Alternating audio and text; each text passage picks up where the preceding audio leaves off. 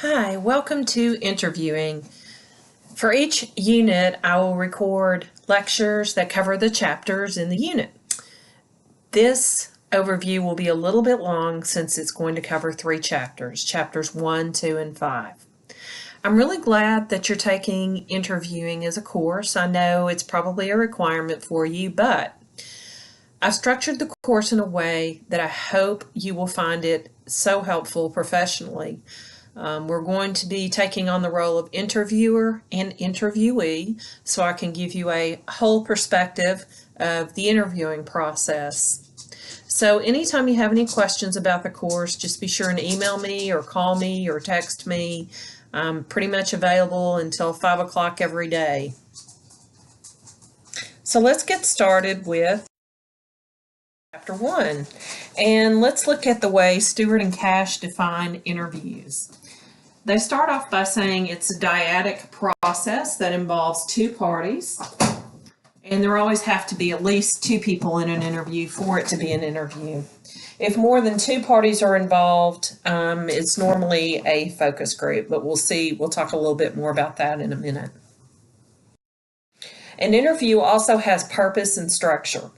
So one or both of the parties are coming to the interview with a predetermined topic and purpose.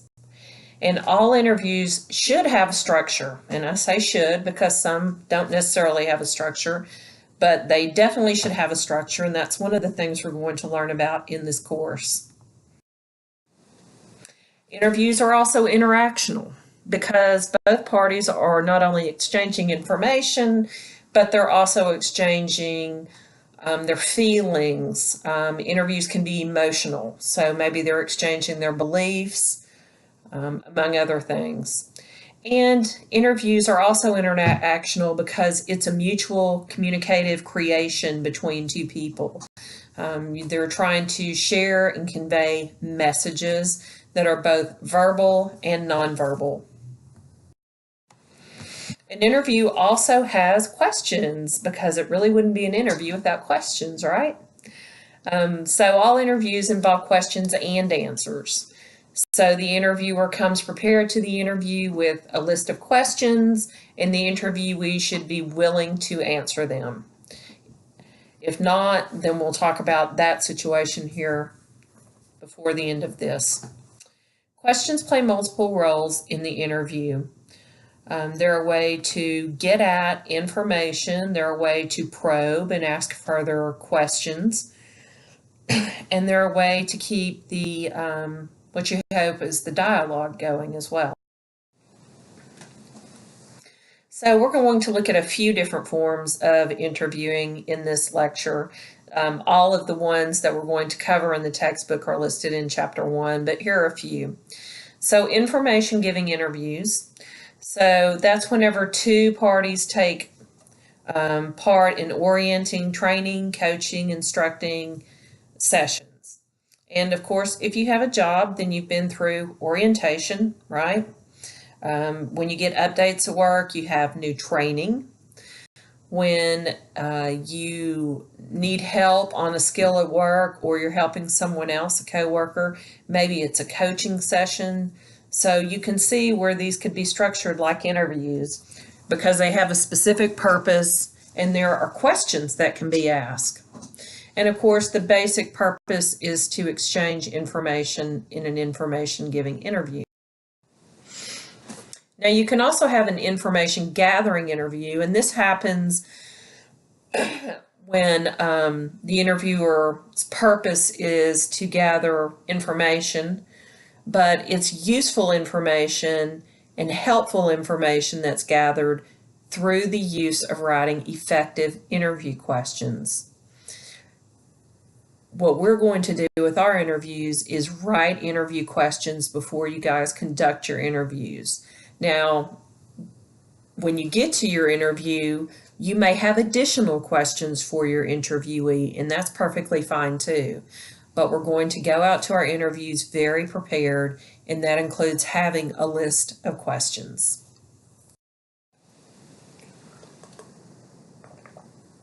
As I mentioned a minute ago, if you have more than 2 people, it's usually considered a focus group. That's when you have about 4 to 10 people that are unrelated interviewees, but that have something in common. And the person who's conducting the focus group has a very specific issue or concern that they're asking focus group attendees about. So that could be in marketing, they use it for product campaigns. I've run focus groups for health topics. And it's a real challenge to manage more than one interviewee at one time. So if you think about trying to manage just 4 people and trying to make eye contact with them, get their answers, record, make notes, it's pretty challenging. But focus group interviews can be very interesting. Another traditional form of interviewing is a performance review. And again, if you have a job, you've probably participated in a performance review. But the main purpose of a performance review is to coach a student, employee, or team member to continue good habits or good skills. It's also to help the employee, let's just say from an employee perspective, look at what needs to be improved and to set goals for future performance. Some performance reviews are very negative, I know, but the goal of them is to be positive. Let's just switch because I just mentioned a few forms of traditional interviewing, but let's talk a minute about how to do the interviews. So besides the obvious one, which I'm talking about face-to-face interviewing, we also have different channels that we can use to conduct our interviews, such as the telephone, such as text as far as email. We can also use voice and video chat services like Skype or Google Duo, or there's so many to name. Talkie is one to conduct interviews. FaceTime, I use that one. It's nice to be able to do telephone interviews because if you have people that you're interviewing that are spread out all over the place, then you can use the phone and interview them. And I have a research study I'm conducting right now, and that is the way that I'm conducting my interviews, is by phone interviews. And there are some challenges there, but I'll talk about that as far as verbal and nonverbal, but it's a great way to conduct interviews. For your assignment in this class, when you conduct your interview, you can do it face-to-face, you can use the phone, or you can use one of the voice and video chat services. We're not going to do any written interviews like email or text because I want you to be able to connect with the person you're interviewing more closely.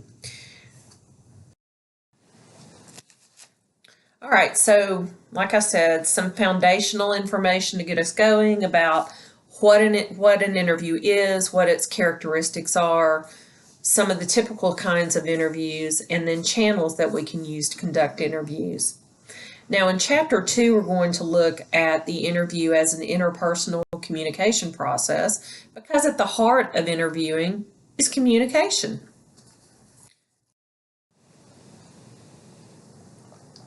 So as far as interpersonally, inter means between, and we have 2 people in an interview, right? We've established that. And personally, we have 2 people in an interview. We are complex and unique individuals, and we have different levels of connection in an interview. It might be an intimate connection or a distant connection. It might be very casual in that you've met the person once or twice and you know who they are, but you don't know them well. It might be functional, such as like a training or orienting interview. Or it might be very formal, such as a performance interview. So there are different levels of the way that we know each other in an interview. And any of these are fine. It just depends on the purpose of the interview many times. Now, when we think about the relational dimensions that are critical to enhancing an interview, we're looking at similarity, inclusion, and affection. So, similarity. So, with the interviews that I'm conducting, I'm interviewing women. So, obviously, we have shared gender. We don't always share race or cultural norms or values, but we share certain experiences and beliefs and expectations. So, having a lot of similarity between an interviewer and an interviewee is very helpful to the interview process. Inclusion, that both parties are really motivated and want to be part of the interview. So it's not just you as the interviewer, but making sure that the person you're interviewing feels like they're being included and are a part of the interview. And then affection. And the one term I want to pull out here is respect, that both parties respect one another. You as the interviewer, you're interviewing another person and you respect that that person's taking the time to give you information, to divulge information, and that person trusts you. And then two, that the interviewee trusts you and respects you as the person conducting the interview. So there's a little bit of warmth or rapport that is established in these dimensions. Another one, the biggest one here is trust. I talked about respect, but trust. You know, you have to trust that the interviewee is giving you fair, accurate information. And the interviewee has to trust that the interviewer has their best, or is being ethical, sincere, and is using the information that's gained in the interview in a transparent way.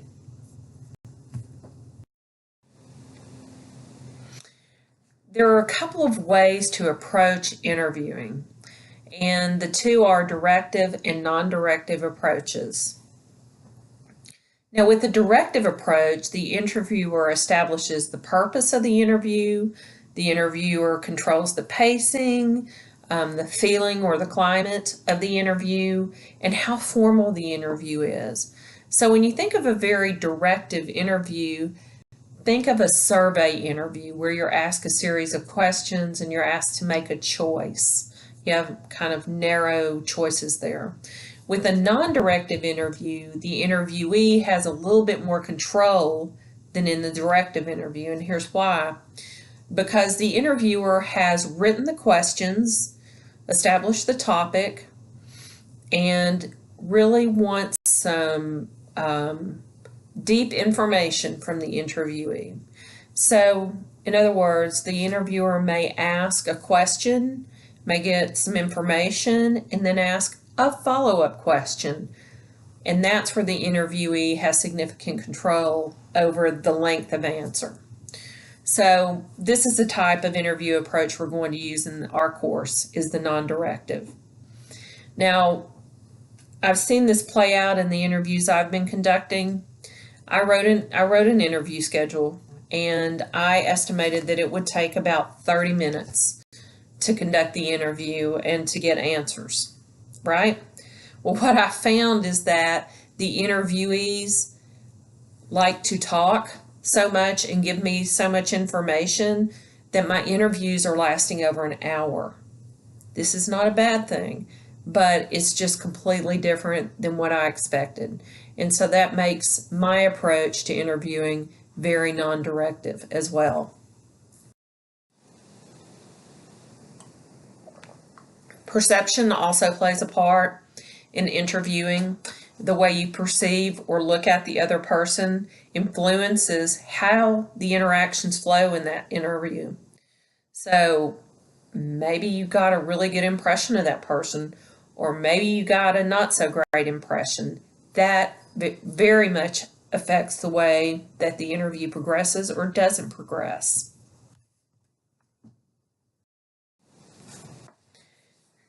Now, thinking about perceptions, they also have an influence on what we call different levels of interactions in interviews.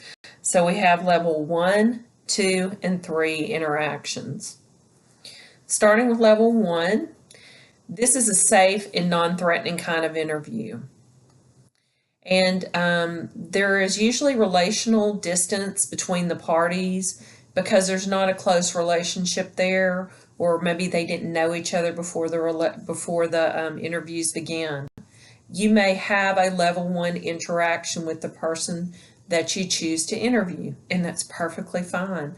None of these levels are better or worse than the other. They just depend on the topic and the relationship you have with the person you're interviewing. Level 2, as you might expect, is a little bit more in depth. It definitely requires trust, and it requires risk taking on both of the part of the interviewer and the interviewee. Risk taking. That means taking the risk that you're revealing your feelings, you're revealing deeper information, potentially harmful information, or maybe it's awkward or embarrassing information, but you're taking more of a risk in a level 2 interaction. Level 3 is pretty much all the way. It's full disclosure of feelings, beliefs, and attitudes. And I've noticed that the interviews I've conducted usually start off on a level 2 and then they progress to level 3. There's much deeper disclosure by the end of the interview. And that's great because you walk away from an interview as an interviewer with the feeling of you really gathered some useful and exciting information. Now, in addition to the verbal aspect, obviously, of an interview, you also have the nonverbal aspect to think about. Because both people in an interview are looking at one another and noting what they're doing or not doing, right? And this is not a conscious thing that we do when we communicate. It's just one of those things that we've learned since the time we could communicate. You know, looking for those cues, those nonverbal cues, such as eye contact. Well, we know Americans love eye contact because if you're not looking at me in the eye, then you must be lying, right? But if you're making more eye contact with me, I'm perceiving you to be more honest. So we're always looking for eye contact. Is the person looking at me, or is the person looking down or around or whatever? We're looking at facial expressions. You know, when an interviewer asks a question, does the interviewee look like they comprehend, or do they look puzzled? Touches. I've never touched anybody in an interview, but I suppose if you knew someone well, then that would be acceptable. And we just look at the way that nonverbal behavior conveys messages overall. So that could also be tone of voice. That could be inflection in the voice. It could be volume. Could be many different things. So when you have, as I just mentioned, you notice the nonverbal because it often complements the verbal. So, you know, what is the old saying? And it's not what you say, but it's how you say it. That's what it means, that your nonverbal and your verbal should complement each other or be in sync, because if they're not, then typically we tend not to believe the message the other person's trying to send, right? The nonverbal aspect also can reinforce words. So as you can tell with my tone right now, when I'm trying to emphasize a word, I'm reinforcing it in that way with tone. Or the nonverbal may substitute for words. So in the telephone interviews that I've been conducting, a lot of times there are long pauses. And the interviewees, the women I'm interviewing, may pause. And it seems like, 5 minutes, but it's not, of course. But a pause can tell you a lot. And so can different types of vocalizers that we use, like I'm doing. For example, the word like or I've got all those in my speech, I know, but I'm talking conversationally to you. So the nonverbal can substitute for words sometimes. Also, feedback, and this has a lot to do with the nonverbal, of course. If you're paying attention in an interview, whether you're the interviewer or the interviewee, you're seeing how the other person is perceiving you. You're listening. You're reading into the way the person's looking at you, all those things I just mentioned, eye contact, gestures, etc. So there's some kind of feedback going on. And you know how when you're in a conversation with someone and the conversation gets a little bit more in depth, intense, you lean in, you lean closer to one another. Those are all signs of feedback. Or just verbal confirmation too.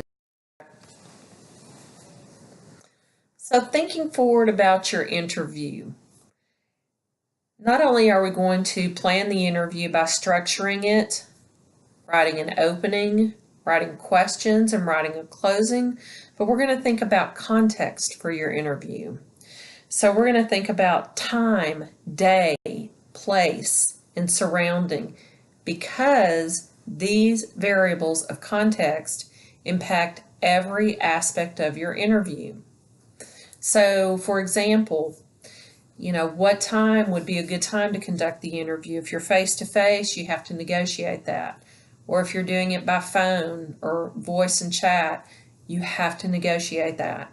And I would ask you to be flexible in scheduling a time for your interviews, because you don't want your interviewee to think that you're not available. So I know we're all super, super busy, but do try and be a little flexible with your interviewee.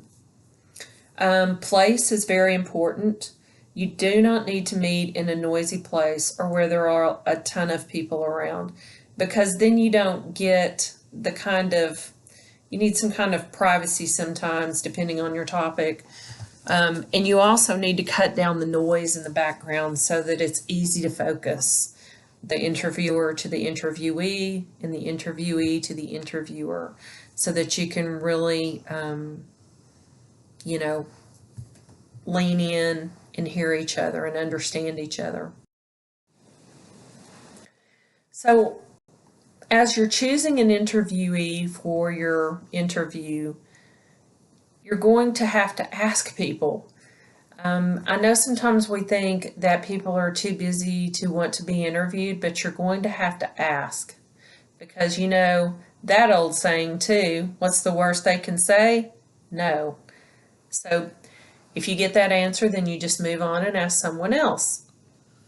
But as you ask people for the favor of granting you an interview, because it is a favor, you need to be able to articulate what the purpose of the interview is, why you are conducting the interview, and what information you want to gather from them. Transparent as possible. Another area to focus on when planning your interview, and this is actually in one of your assignments, is to do your research on the topic. Even if it's something that you know well and you're very interested in, look out on the internet, see what kind of current news there is about it, what the best resources are for your topic, and go into your interview prepared, knowing a little bit more about your topic, or just knowing something about your topic. That will show your interviewee also that you've done your work and you're prepared. And back to thinking about choosing the interviewees, make sure they have the information that you need, and make sure that they're willing. Make sure that they're going to engage and give you the time and the investment that you're looking for from an interview. Make sure they're capable, would be the one thing I would point out on this page. My interview topic is about something that's hard may be hard for people to recall. So I look for capability a lot in the people that I'm asking for an interview. And if they do not feel capable of relating the information from me, then that is perfectly fine. I just move on to the next person, because you have to have an interviewee who is willing. Keep that in mind.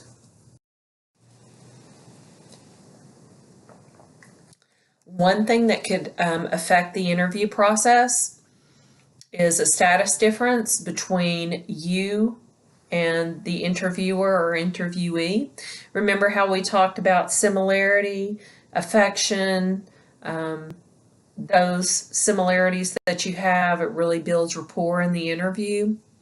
Well, your interviewee might be a little intimidated by you, right? Or you might be a little intimidated or overly impressed by your interviewee.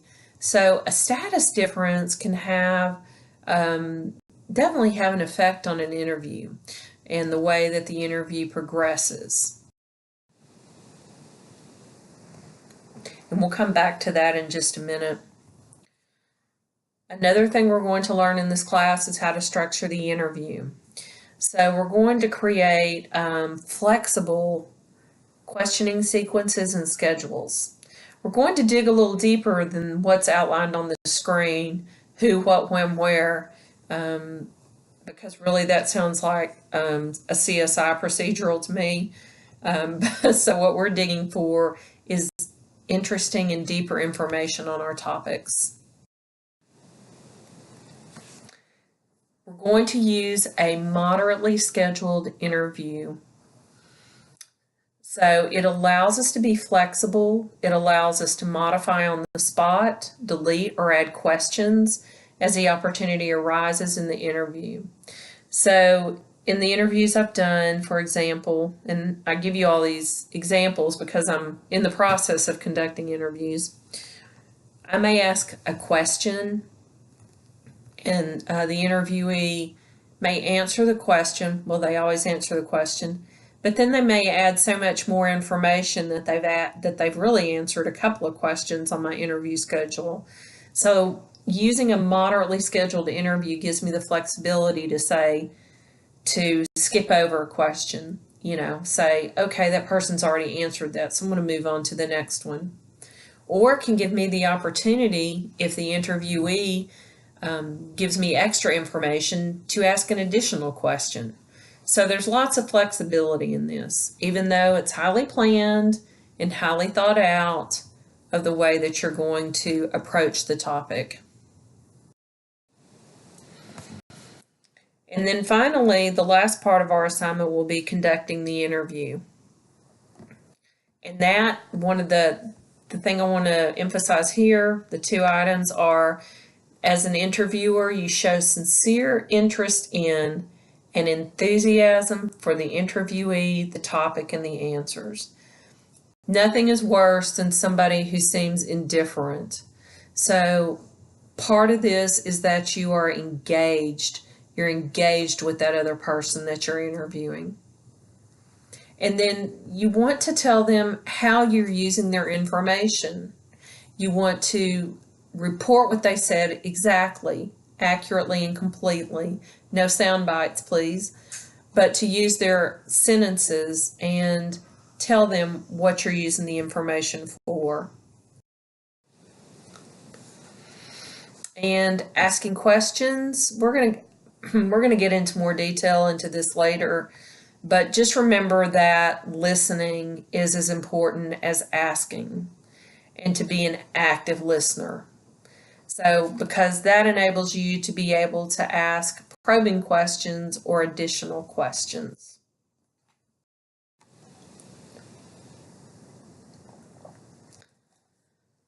We're going to record our interviews, which I think that's the next slide, but we're going to record our interviews, so I'll talk a little bit more about that when we get to that slide. But in addition to recording the interview, you can take notes. But before you take notes in an interview, please ask your interviewee if it's okay with them. Because for some reason, note-taking can seem kind of threatening. We don't know, as an interviewee, we're wondering what the interviewer or you are writing down. So be sure and tell them that you just want to take notes, and to be sure that that's okay with them beforehand. A lot of times I take notes in interviews. I'll look at my recorder to see what the time is, and if something really interesting was said, I'll write down the time in my notes to come back to it later. Recording, definitely. I use a small handheld digital recorder for longer interviews, and I use the Supernote app for shorter interviews. You can probably use the Supernote app if you want, or any other app that you're familiar with. I have an iPhone. I don't know about Android. I'll have to look. The good thing about recording is that you can sit back, you can kind of relax because you know that the recording is working. You can listen to what was said afterward, and you have a permanent recording. Excuse me.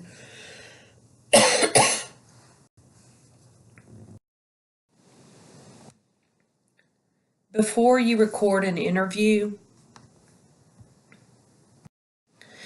you need to make sure that the batteries work in your recorder, that they're fresh, and you need to get the interviewee's permission to use a recorder. I always ask before I turn on the recorder if it's okay, and then to record, and then once I turn on my recorder, I ask again so that I have it recorded. But excuse me, there's no way I'd go to an interview without a recorder. If you use an app on your phone, you might consider taking your charger with you, just in case the app runs your phone battery down. Closing the interview. So closing the interview, as I said, you're going to have a scripted closing for your interviews. It may go something like this. Those are all the questions that I have for today. Do you have anything you'd like to add to the interview, or do you have any questions for me? And then saying a statement, stating something like those sentences, lets the interviewee know that the interview's at an end. And after they've spoken or said what they need to say, then you can shake their hand and you can stand up. And those two nonverbals signify that the interview is definitely at an end. And of course, turn off your recorder. I've always asked, do you have anything you want to add to the interview? And I've never had anybody say no. They always want to add more. Perhaps because they've thought of something they want to add that they think is significant.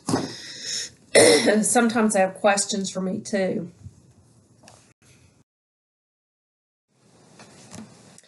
So I've talked about interviews mostly from an interviewer perspective, but the interviewee has responsibilities as well. And it's up to the interviewee to do their homework, to know what the topic of the interview is, to know what kind of information the interviewer is looking for, and how that information will be used.